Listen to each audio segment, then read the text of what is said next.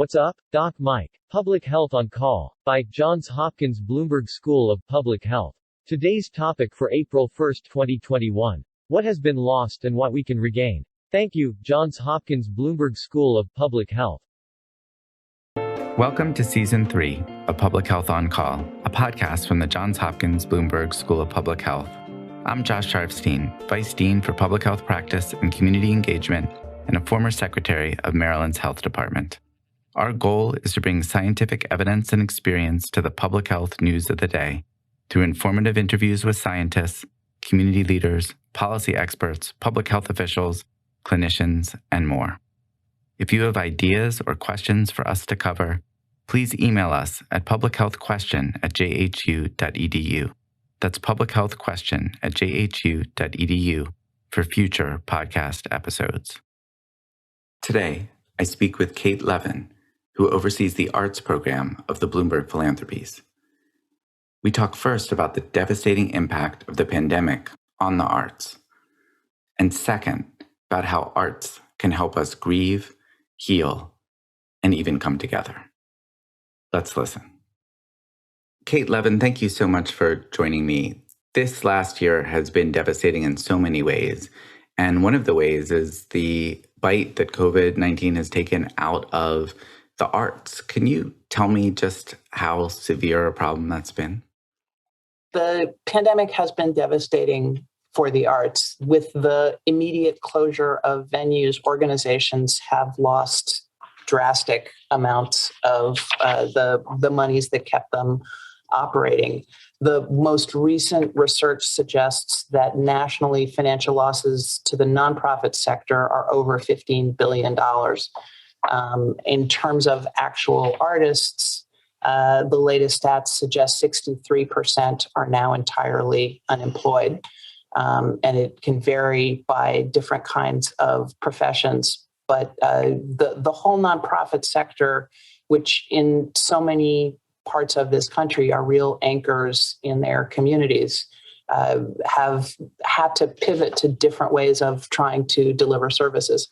So tell me what that nonprofit sector consists of. It's the local symphony orchestra. What else is included there? So the visual arts, which broadly speaking can be museums, galleries, various hybrids involving film and video, the performing arts, dance, theater, music, and increasingly the cultural sector includes design and the culinary arts and various other kinds of manifestations of creativity.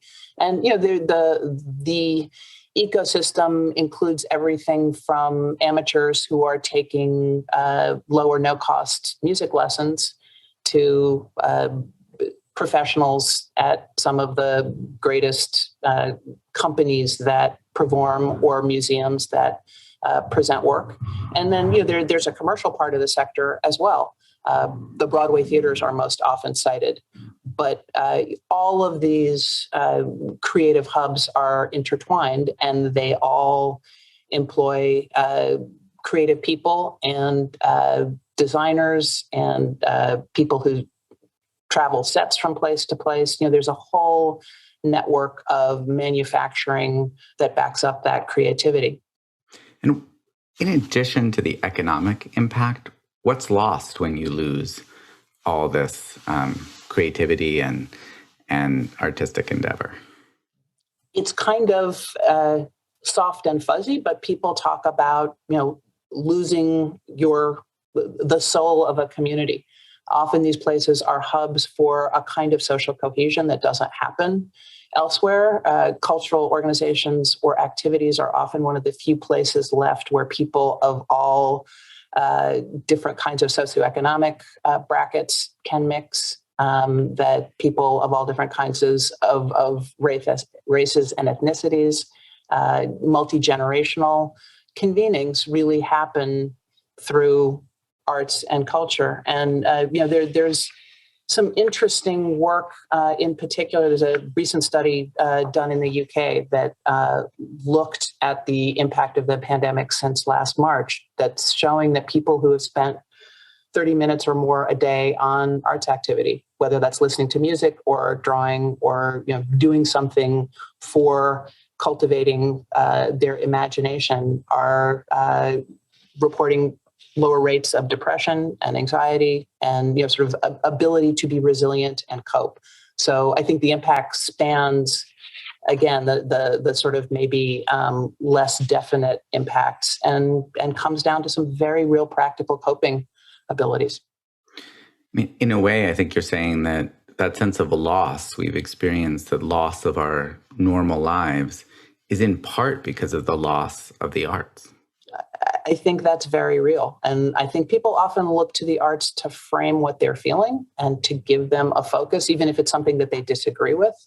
Thinking back after 9/11 in New York, it took a couple of years, but we did a big public art project when Mike Bloomberg was mayor called The Gates in Central Park by the artists Christo and Jean-Claude. And it was really the first time after that cataclysm that everybody could go see something, be together, like it, not like it. And I really do think it, looking back, created a big pivot moment for the city and its citizens, because it was an ability to come together and process in a joyful way, in that case, an experience and a place.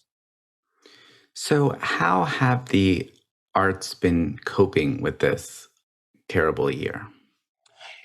I would look at it in two sort of tranches. For organizations, a lot of them have worked to pivot to figure out how to deliver services. And, there's a huge part of the cultural sector that are organizations that essentially do social services.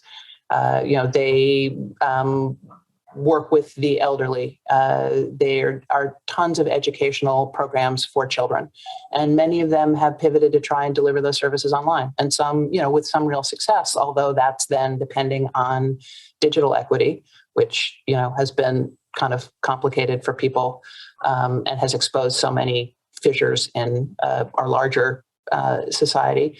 Individually, I think a lot of artists have been very entrepreneurial to the extent that they can be.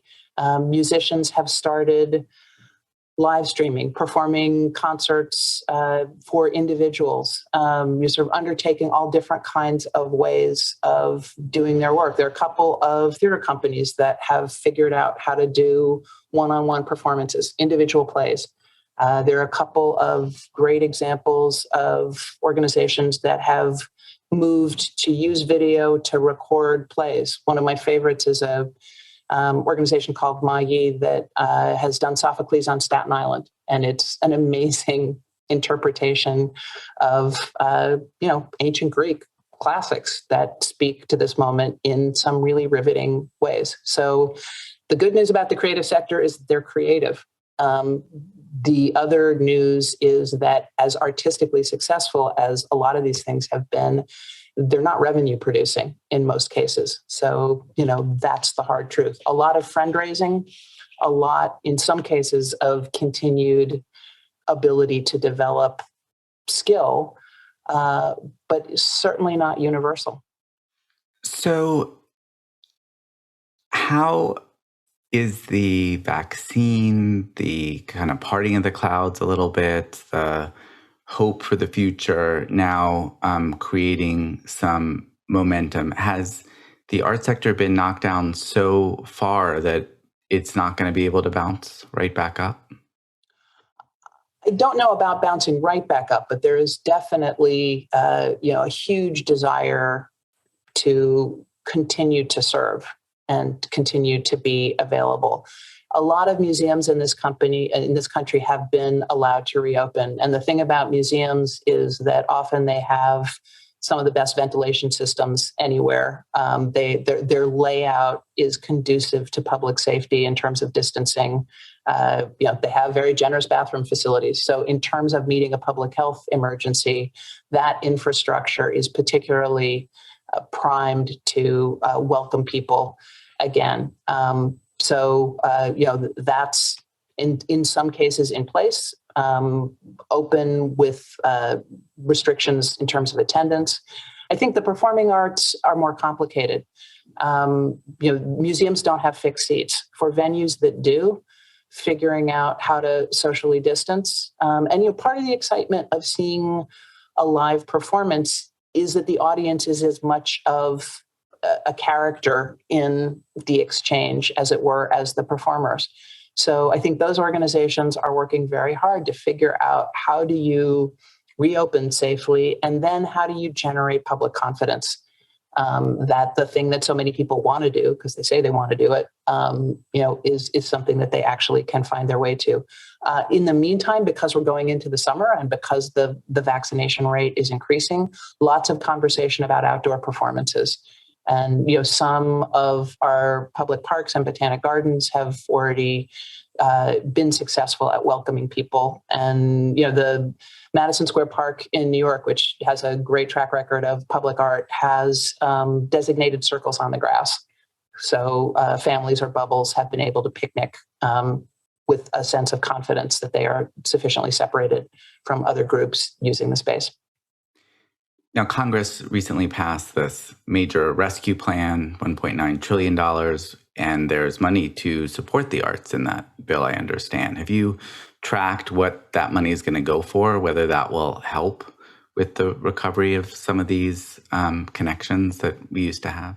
I think it will absolutely help, because it will keep organizations in business and, again, let them reopen to the public in ways that will hopefully be so generative. And, the offering of support to unemployed individuals will help deal with the creative individuals without whom none of these organizations really could exist.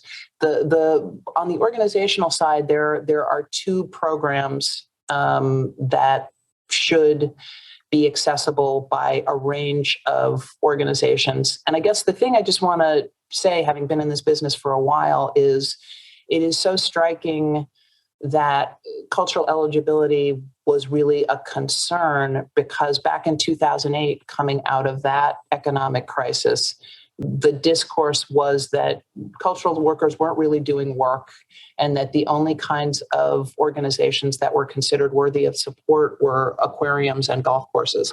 So, one can see, as grim as the situation is, one can see that the national discourse is starting to move in acknowledging the value of this sector. Right. Although, to be fair, there are some people who are pointing at the rescue plan and saying, why does it include arts and artists at all? And I think the answer to that is that more people now understand the value of that. And the economic impact of the arts is quite extraordinary. The U.S. Bureau of Economic Analysis did some work a couple of years ago, and arts and culture nationally, their value to this country, it's greater than the construction sector. It's greater than the transportation sector. It's greater than travel and tourism. I think because people experience the arts as a kind of transformative, very personal moment, what they often don't see is that this is a series of moments that are tied together by a network of talent and of organizations and of businesses that are so positive for this country. Economics is one way of benchmarking, but as you say, there is a public health impact that, because you can't count it as precisely as you can with other things, I think often it goes underappreciated. But I'm hopeful that the fact that these things were included in this federal bill shows that that discourse is starting to change. So, huge impact for the economic recovery. What about for the more ethereal recovery, maybe that's not the right word, the spiritual recovery of the country? 500,000 plus people have died. What role do the arts have in helping America stand back up again? I think there is so much the arts can do to memorialize, to commemorate, to give people a moment to reckon with loss. And, it is instructive that we are at a moment when there is such a conversation about public monuments relating to systemic racism in this country and to different kinds of histories. But if anything, I think that shows the value of creating a focus for understanding what people prioritize and how they feel. And, the role of the arts in giving people an ability to come together, to convene, but on a very personal level, to find some comfort and to find an escape from the solitude that so often accompanies grief, will, I think, be so important moving forward. And maybe this is too much to ask for the arts to deliver, but this is a moment where the president is calling for unity. You talked about the gates in New York after 9/11, and I think millions of people walking through there over time. Do you think the arts can play that kind of unifying role for our country at this really divisive moment? I think they can. I think they will. I think they are already beginning to do that as organizations are allowed to reopen, as artists are, beginning to decorate parts of the public realm. We've been running a project that helps fund cities. We call it Asphalt Art, using public art to improve street safety. And projects have rolled out in 3 U.S. cities to date. And part of what we are so struck by is the meaning those projects have held for those communities to have a reason to collaborate with government, and to collaborate around something that is about reasserting the value and the dignity of being part of a neighborhood. So in other words, I think it's not just the sort of virtuoso performance, it's all the ways that the arts can ramify down to, people entertaining each other on the back porch with a guitar, that will help people find a way back to a sense of community that isn't just a word, but comes with it, a set of emotions around shared responsibility.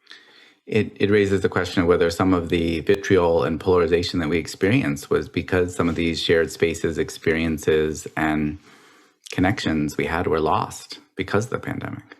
I think that's really true. I mean, I think there is a segment of the arts that tends to be understood as being ideological.